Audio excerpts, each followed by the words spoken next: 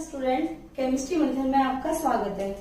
देखिए, हम last class में जो सर्कुलेटरी सिस्टम है ह्यूमन के अंदर वो पढ़ रहे थे और सर्कुलेटरी सिस्टम में हमने जो ब्लड है, ब्लड के बारे में पढ़ा था। उसके अलावा परिसंचरण तंत्र के बारे में पढ़ा कि परिसंचरण तंत्र कितने प्रकार का होता है, जिसमें हमने बताया था 2 प्रकार का होता है, एक खुला परिसंचरण तंत्र और एक बंद परिसंचरण तंत्र। ठीक है।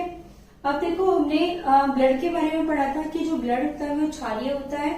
उसके अलावा ब्लड के अंदर क्या पाई जाती है, प्लाज्मा पाया जाता है और रुधिर कणिकाएं पाई जाती है। प्लाज्मा के बारे में हम पढ़ चुके थे और रुधिर कणिकाओं में हमने जो आरबीसी है उनके बारे में स्टडी कर चुके थे। ठीक है ना।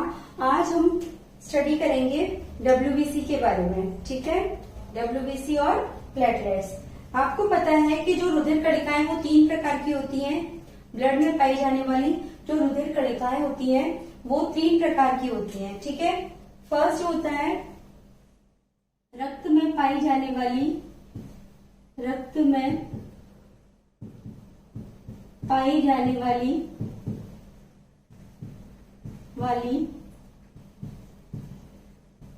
रुधिर कणिकाएं कितने प्रकार की होती हैं? 3 प्रकार की होती है। ठीक है। फर्स्ट मैंने बताया था आपको, रुधिर कणिकाएं जो है कितने प्रकार की होती है? 3 प्रकार की। फर्स्ट जो है वो आरबीसी, सेकंड है आपकी डब्ल्यूबीसी और थर्ड है आपकी प्लेटलेट्स। ठीक है। आरबीसी के बारे में हम पढ़ चुके थे। आरबीसी का मतलब होता है red blood corpuscles.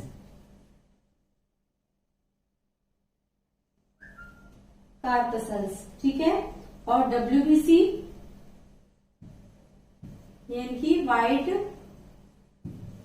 Blood corpuscles.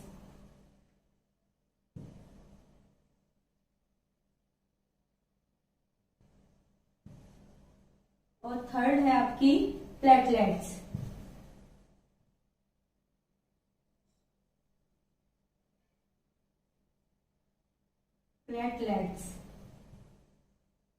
ठीक है।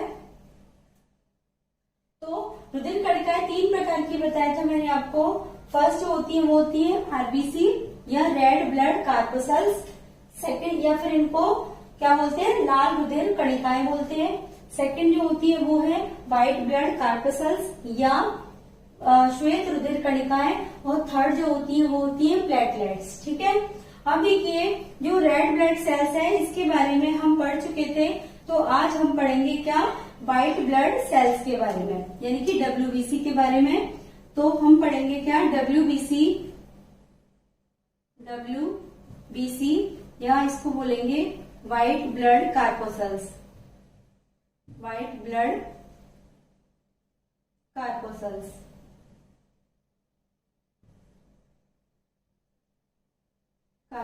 ठीक है। व्हाइट ब्लड कार्पसल्स या लाल रुधिर श्वेत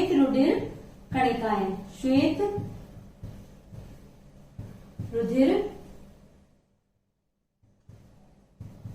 कणिकाएं। ठीक है। श्वेत रुधिर कणिकाएं या इनको बोलेंगे हम व्हाइट ब्लड कार्पसल्स। ठीक है। अब देखिए, व्हाइट ब्लड कार्पसल्स जो होती हैं वो कैसी होती हैं? एक तो व्हाइट ब्लड कार्पसल्स जो होती हैं वो रंगहीन होती हैं। उसके अलावा व्हाइट ब्लड कार्पसल्स के अंदर क्या पाई जाती है, कणिकाओं जो होती हैं वो उपस्थित होती है। ठीक है ना। ये रंगहीन होती है। उसके अलावा ये जो व्हाइट ब्लड सेल्स है इनका जो निर्माण है वो कहाँ पर होता है? वो कहाँ होता है? अस्थि मज्जा के अंदर होता है। अस्थि मज्जा के अंदर। ठीक है। अस्थि मज्जा में इनका जो जीवन काल है वो 4 से 5 दिन होता है। उसके अलावा देखो, ये जो WBC होती है वो 4 से 5 दिन जीवन काल होता है। उसके अलावा जो WBC है उनके अंदर या तो केंद्रक पाया जाता है या या तो कणिकाएं पाई जाती हैं या फिर कणिकाएं नहीं पाई जाती हैं। तो कणिकाएं उपस्थिति और उपस्थिति के आधार पर जो WBC है वो 2 प्रकार की होती है। तो कणिकाओं की उपस्थिति या अनुपस्थिति के आधार पर जो व्हाइट ब्लड सेल्स होती हैं या व्हाइट ब्लड कार्पसेल्स होती हैं वो कितने प्रकार की होती है? 2 प्रकार की होती है। ठीक है, कौन कौन सी? एक तो होती है कणिका में WBC या कणिका में श्वेताणु, और एक होती है अकणिकीय या कणिका रहित श्वेताणु। ठीक है, तो देखिए जो WBC होती हैं वो कैसी होती हैं? एक तो ये जो WBC होती है वो रंगीन होती है। उसके अलावा ये WBC कैसी होती है? केंद्रक युक्त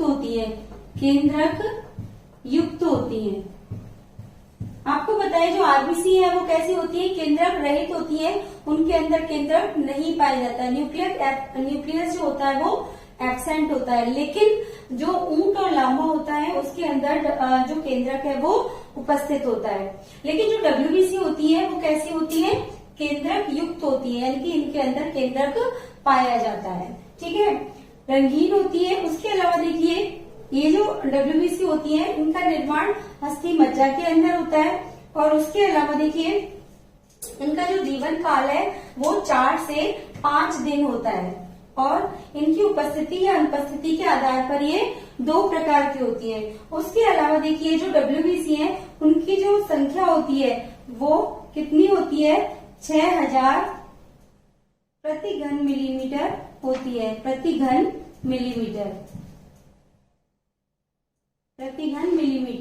तो इनकी क्वांटिटी कितनी हो गई?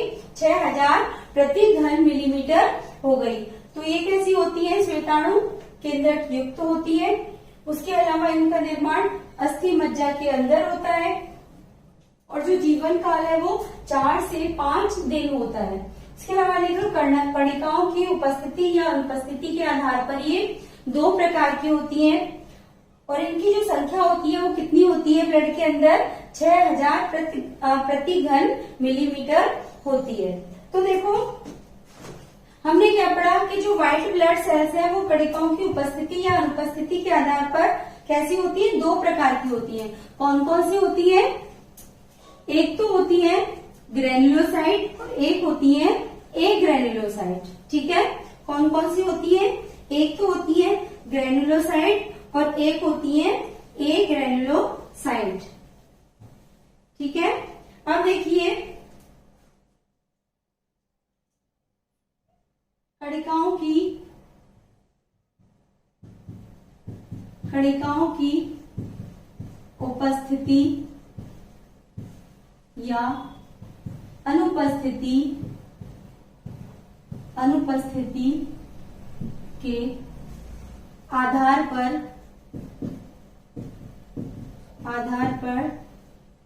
WBC 2 प्रकार की होती हैं।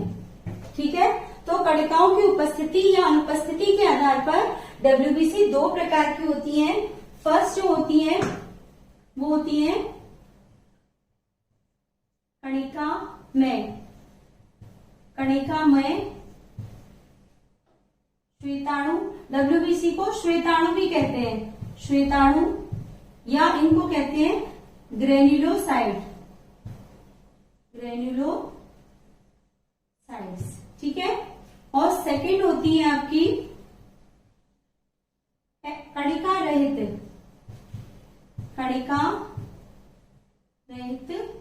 श्वेताणु। ठीक है, या इनको कहते हैं एग्रेन्युलोसाइट।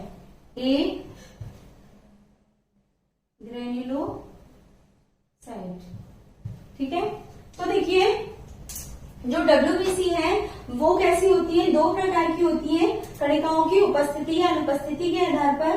तो देखो अगर ये जो टाइप्स है उनके कौन कौन से हैं। फर्स्ट है कणिका में श्वेताणु या इनको ग्रेनुलोसाइट भी कहा जाता है, और सेकंड है कणिका रहित श्वेताणु या इनको एग्रेनुलोसाइट भी कहा जाता है। तो देखो फर्स्ट पढ़ेंगे हम ग्रेनुलोसाइट, ठीक है। फर्स्ट है ग्रेनुलोसाइट WBC, ग्रेनुलोसाइट WBC, ठीक है। तो फर्स्ट हो गया आपका ग्रेनुलोसाइट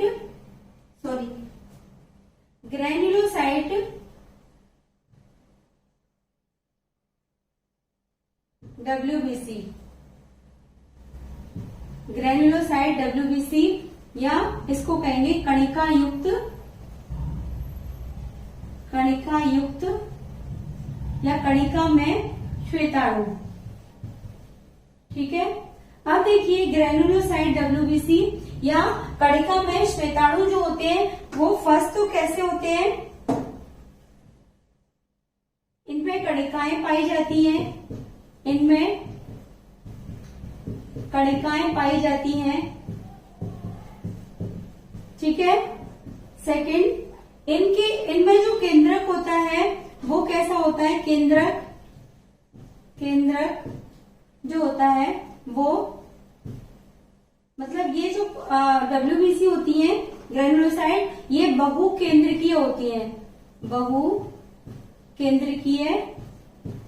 है, ठीक है ना, बहुकेंद्रकीय होती है। तो ग्रेनुलोसाइट जो होती है वो एक तो बहुकेंद्रकीय होती है और उसके अलावा ये इनमें कणिकाएं पाई जाती हैं, इसीलिए इनको क्या कहा जाता है, कणिका युक्त श्वेताणु या कणिका युक्त या ग्रेनुलोसाइट WBC कहा जाता है। अब देखिए जो ग्रेनुलोसाइट होती हैं या कणिका में श्वेताणु होते हैं वो 3 प्रकार के होते हैं। कौन कौन से? फर्स्ट जो होते हैं वो है आपकी न्यूट्रोफिल्स,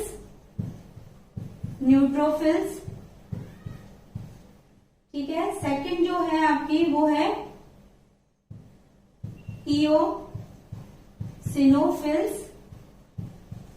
इओसिनोफिल्स और थर्ड है आपकी बेसोफिल्स,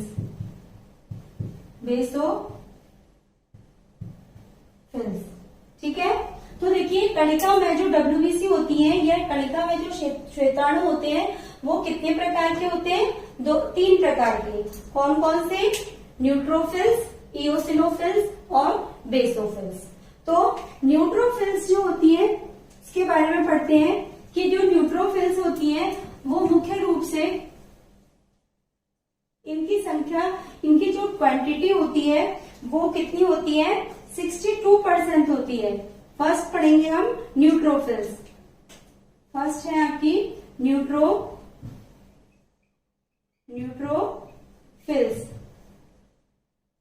या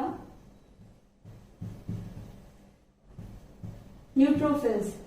देखिए न्यूट्रोफिल्स जो होती हैं इनकी जो क्वांटिटी होती है वो कितनी होती है? लगभग 62% पाई जाती है कुल श्वेताणुओं की ये, ठीक है। उसके अलावा ये जो न्यूट्रोफिल्स होती हैं वो जीवाणुओं के भक्षण का काम करती हैं, जीवाणुओं के भक्षण का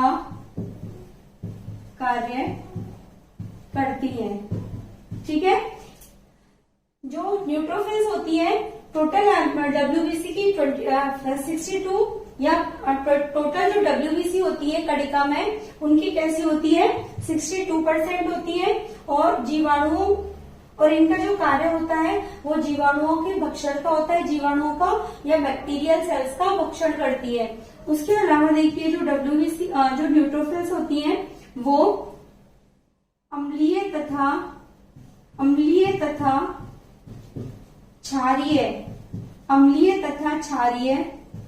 क्षारीय दोनों माध्यमों में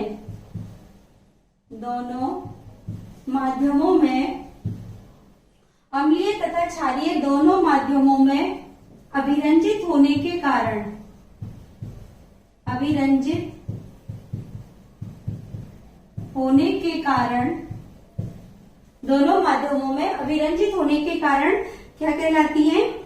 उदासीन रंजी। कारण उदासीन रंजी, उदासीन रंजी या न्यूट्रोफिलिक कहलाती है। न्यूट्रोफिलिक कहलाती है। न्यूट्रोफिलिक कहलाती है। तो देखिए, ये जो डब्ल्यूबीसी होती है या न्यूट्रोफिल होती है, वो कैसी होती है?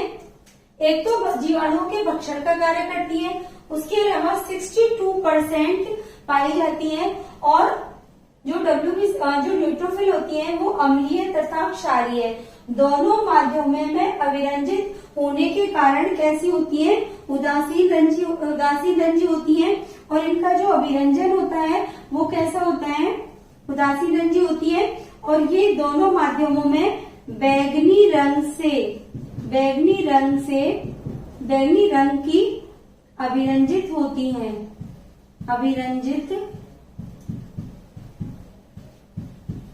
होती है। ठीक है, तो देखो, ये जो न्यूट्रोफिल होती है वो जीवाणुओं के भक्षण का कार्य करती है। उसके अलावा अम्लीय और क्षारीय दोनों माध्यमों में अभिरंजित होने के कारण ये उदासीन रंजी कहलाती हैं या न्यूट्रोफिलिक कहलाती हैं। उसके अलावा जब इनको अम्लीय या क्षारीय माध्यमों में अभिरंजित किया जाता है तो ये बैंगनी रंग की अभिरंजित हो जाती हैं। और मेन जो इनका काम होता है वो क्या होता है? भक्षण करना। ठीक है, जीवाणुओं का भक्षण करना होता है। अब देखिए, नेक्स्ट है आपकी इओसिनोफिल्स।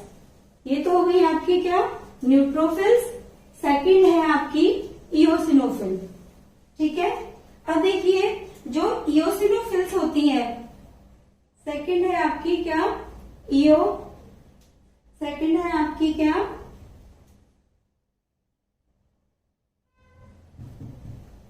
इओसिनोफिल्स। अब देखिए, जो इओसिनोफिल्स होती हैं वो कैसी होती हैं? इओसिनोफिल्स जो होती है वो टोटल जो श्वेताणु होती है कणिका में उनकी 2.5% होती है। उसके अलावा देखिए, जो इओसिनोफिल होती है वो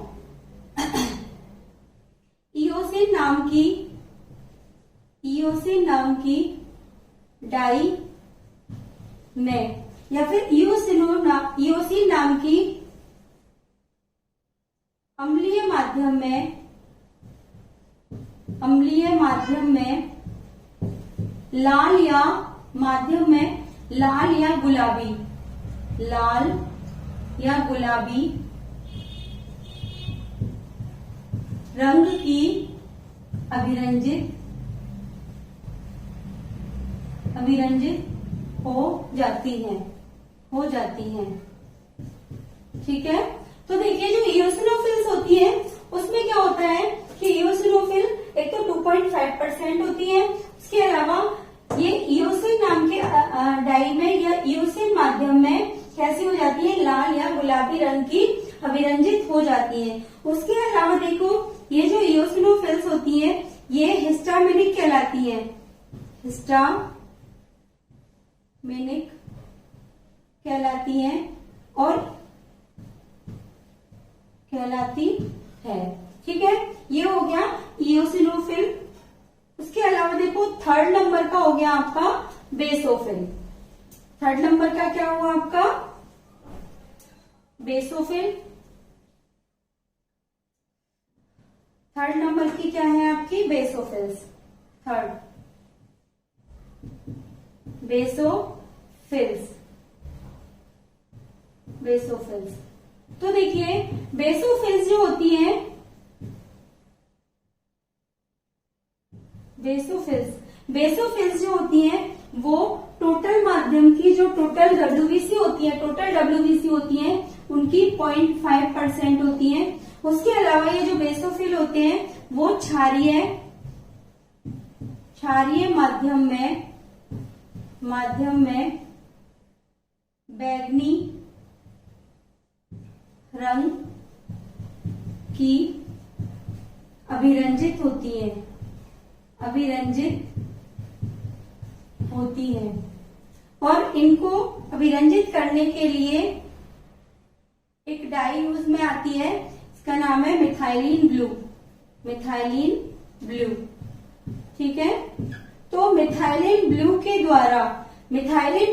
द्वारा ये बेसोफिल है, वो कैसी बैगनी रंग की अभिरंजित हो जाती हैं। टोटल जो WBC होती है, जो ग्रेनुलोसाइट होती है, उनकी 0.5% होती है। उसके अलावा ये कैसी होती है, कणिका में तो होती है, और इनका जो न्यूक्लियस होता है वो मुख्य रूप से कैसा होता है, इनका जो न्यूक्लियस होता है उसमें अनेक कणिकाएं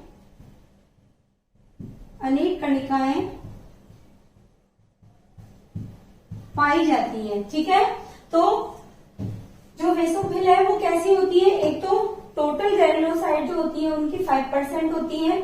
क्षारीय माध्यम में ये बैंगनी रंग से अभिरंजित होती हैं, और वो क्षारीय माध्यम जो होता है वो मिथाइलिन ब्लू होता है। इनमें क्या होता है, अनेक कणिकाएं पाई जाती है। इनका जो न्यूक्लियस होता है वो अनेक केंद्रकीय या बाइलोब्स इनका जो न्यूक्लियस होता है वो कैसा होता है, अनेक कणिकाओं से बना हुआ होता है। तो ये अनेक कणिकीय पाई जाती है। इसके अलावा मिथाइलिन ब्लू से अभिरंजित होती है। क्षारीय माध्यम से ये बैंगनी रंग की अभिरंजित हो जाती है। तो इस तरह से जो WBC होती है या व्हाइट ब्लड कार्पसल्स हैं, वो जो कणिका में है वो कितने प्रकार की हो गई, 3 प्रकार की।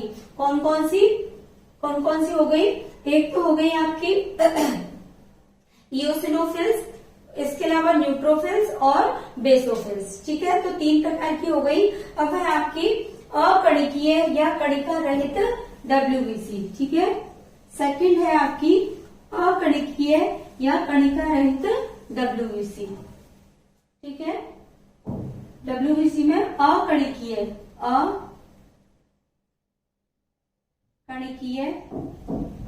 या ए ग्रेन्युलोसाइट